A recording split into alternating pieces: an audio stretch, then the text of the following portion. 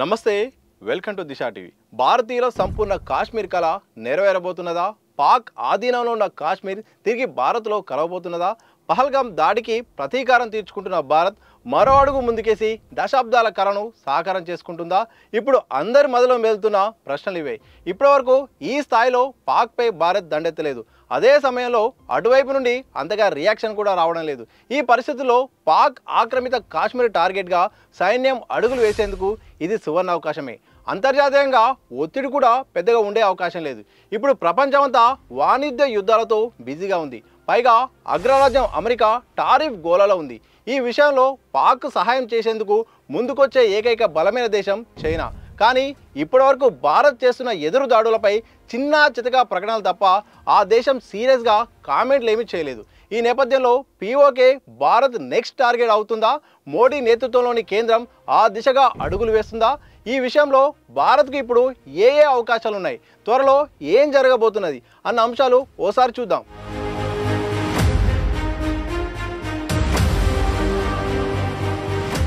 పాక్ ఆక్రమిత కాశ్మీర్ను స్వాధీనం చేసుకునేందుకు భారత్కి ఇది సువర్ణ అవకాశం. అయితే ఇది రాజకీయ, సైనిక, దౌత్యపరమైన అంశాలతో అత్యంత సవాళ్లతో నిండి ఉంది. ప్రస్తుత పరిస్థితుల్లో ఈ విషయంలో భారత్కు అవకాశాలు ఎన్ని ఉన్నాయో అంతకు మించి రెట్టింపు సవాళ్లు కూడా ఇక్కడే ఉన్నాయి. భారత్ తన దౌత్యపరమైన శక్తిని ఉపయోగించి పీఓకేను భారత భూభాగంగా ప్రకటించుకునేందుకు అంతర్జాతీయ సమాజంలో ఒక ఏకాభిప్రాయాన్ని సృష్టించే ప్రయత్నం చేస్తున్నది. నిజానికి 2019లోనే అంటే ఆర్టికల్ 370 రద్దు సమయంలోనే సంపూర్ణ జమ్మూ కాశ్మీర్ను భారత్ తన భూభాగంలో భాగంగా ప్రకటించింది.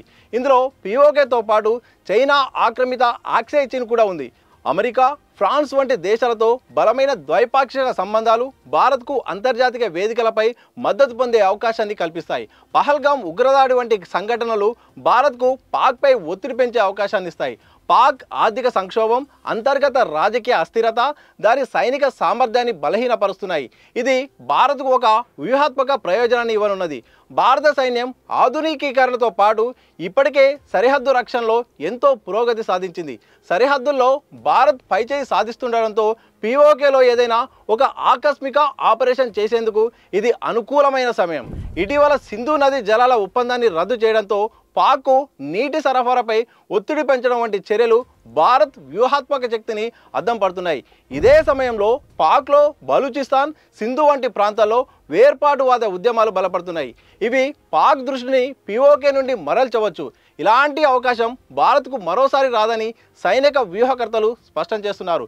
అందుకే వారు అబ్ నహీతో కభీ నహీ అని నినదిస్తున్నారు. అంతర్జాతీయ వేదికలపై భారత వ్యూహకర్తలు తరచూ దీని గురించి ప్రస్తావిస్తుండడంతో భారత్ నెక్స్ట్ టార్గెట్ పీఓకే అన్న సంకేతాలు వస్తున్నాయి.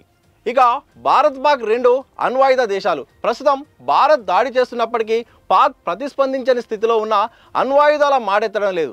ఎందుకంటే ఆ దేశం భవిష్యత్తు అంతర్జాతీయ మద్దతు సాధించాలంటే ఏ స్థాయిలో కూడా అణ్వాయుధ ప్రస్తావన చేయకూడదు. ఒకవేళ చేస్తే పాక్పై భారత్ చేస్తున్న దాడులు మరింత తీవ్రమైన, అగ్రరాజ్యాలు కూడా పాక్ను కట్టడి చేస్తాయి. ఇది పాక్కు ఏమాత్రం సరైనది కాదు. కానీ పహల్గామ్ ఘటన తర్వాత భారత్ తమపై దాడికి దిగితే అణ్వాయుధాలను ప్రయోగించేందుకు వెనకాడబోమని ఆ దేశంలోని మంత్రులు, అధికారులు ప్రకటనలు చేశారు. కానీ అవేవి ప్రభుత్వ అధికారిక ప్రకటనలు మాత్రం కావు. ఒకవేళ భారత్ పీఓకే వైపు అడుగులు వేస్తే పాక్ ఎలాంటి నిర్ణయం తీసుకోబోతుందో అనేది ఎవరు ఊహించలేరు. ఎందుకంటే ఇప్పటికే పాక్లో పౌర ప్రభుత్వం కంటే అక్కడి సైనిక అధికారులకే ఎక్కువ అధికారులు ఉన్నాయి. పాక్ ఆర్మీ చీఫ్ మునీర్ భారత్పై ఓటమిని ఒప్పుకోరని, అటువంటి దూకుడు ఉన్న స్వభావం ఉన్న వ్యక్తి కీలకమైన స్థానాల్లో ఉండడంతో తన వద్ద ఉన్న అణుశక్తిని ఉపయోగించకుండా ఉంటారా అనేది అందరినీ కలవరపెడుతుంది. పాక్ భవిష్యత్తు ఎలా ఉండబోతుంది అనేది పాక్ పౌర అలాగే సైన్యంలోని కీలక వ్యక్తుల చేతిలో ఉంది. సమస్యను సామరస్యంగా పరిష్కరించుకుంటారా లేక మరో గాజాలాగా మారుస్తారా అనేది వేచి చూడాల్సి ఉన్నది. ఇక పాక్ ఆక్రమిత కాశ్మీర్ను స్వాధీనం చేసుకోవడానికి భారత్కున్న ప్రధాన అడ్డంకి చైనా. ఎందుకంటే ఆ ప్రాంతంలో చైనా ఆర్థిక కారిడార్ నిర్మిస్తున్నది. ఇందుకు భారీ ఎత్తున నిధులు కూడా ఖర్చు చేసింది. ఇప్పటికే ఆ కారిడార్ పనులు చాలా వరకు పూర్తయ్యాయి. ఇలా వేల కోట్ల డాలర్లు పెట్టుబడులు పెట్టే చైనా భారత్ చర్యలపై రియాక్ట్ కాకుండా ఉంటుందా? ఒకవేళ స్పందిస్తే ఏ విధమైన చర్యలు చేపడుతుంది? ఇది దక్షిణాసియా మొత్తాన్ని కూడా ప్రభావితం చేస్తుందా అన్న అనుమానాలు వస్తున్నాయి. భారత్ చర్యలతో చైనా పాకిస్తాన్ ఆర్థిక కారిడార్కు నష్టం కలిగితే భద్రతా మండలిలో భాగస్వామి అయిన చైనా ఎటువంటి చర్యలు తీసుకోబోతుందన్నది ప్రశ్నగా మారింది.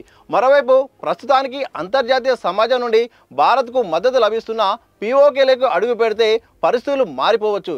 ఎందుకంటే ఒక సైనిక చర్యలు ఐక్యరాజ్య సమితి రిజల్యూషన్లకు విరుద్ధంగా ఉండవచ్చు.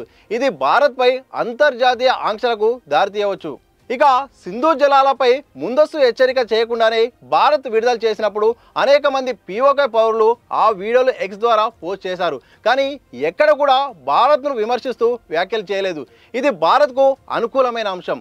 ఘటనపై పాక్ మీడియా గగ్గోలు పెట్టిన పీఓకే పౌరులు అత్యధికులు స్పందించిన తీరుతో వారంతా భారత్కు అనుకూలంగా ఉన్నారని అర్థం చేసుకోవచ్చు. అయితే స్థానికంగా బలమైన నాయకత్వం లేకుండా పాక్ చూసుకోవడం వల్ల అక్కడ నామమాత్రపు అధికారాలతో నాయకులు ప్రాతినిధ్యం వహిస్తున్నారు. వారు కూడా పాక్ ఆర్మీ చెప్పు చేతిలో ఉండడంతో అక్కడి ప్రజలు ఎటువైపు ఉన్నారో పెద్దగా తెలియని పరిస్థితి అయితే ఉంది. దేశ విభజన నాటి నుంచి చూసుకుంటే అభివృద్ధి, స్థిరమైన పౌర ప్రభుత్వాలు భారత్లోనే ఉండడంతో వారిలో అత్యధికులు భారత్ వైపే ఆకర్షితులు కావచ్చు. ప్రస్తుతం పీఓకే విషయంలో భారత్కు సువర్ణావకాశమైన మోడీ ప్రభుత్వం ఆచితూచి అడుగులు వేస్తుందని నిపుణులు అంచనా వేస్తున్నారు. ఆర్థిక రంగం అభివృద్ధి దిశలో ఉండడం, చైనాపై అంతర్జాతీయంగా ఒత్తిడి వస్తున్న నేపథ్యంలో ప్రపంచానికి భారత్ ప్రత్యామ్నాయం అవుతుంది. ఈ సమయంలో అంతర్జాతీయ ఆంక్షలు భారత్ అభివృద్ధిని కళ్ళెం వేస్తాయి. కాబట్టి ప్రస్తుతానికి పాక్ను ఆర్థికంగా, రాజకీయంగా బలహీనపరచడంతో పాటు ఉగ్రవాద కార్యకలాపాలకు సైనిక మద్దతు లేకుండా చూసే అంశానికే ప్రాధాన్యం ఇచ్చే అవకాశాలు కనిపిస్తున్నాయి. కానీ భవిష్యత్తులోనైనా మోడీ సర్కార్ టార్గెట్ పాక్ ఆక్రమిత కాశ్మీర్పై ఉండి తీరుతుందన్నది మాత్రం స్పష్టంగా కనిపిస్తోంది.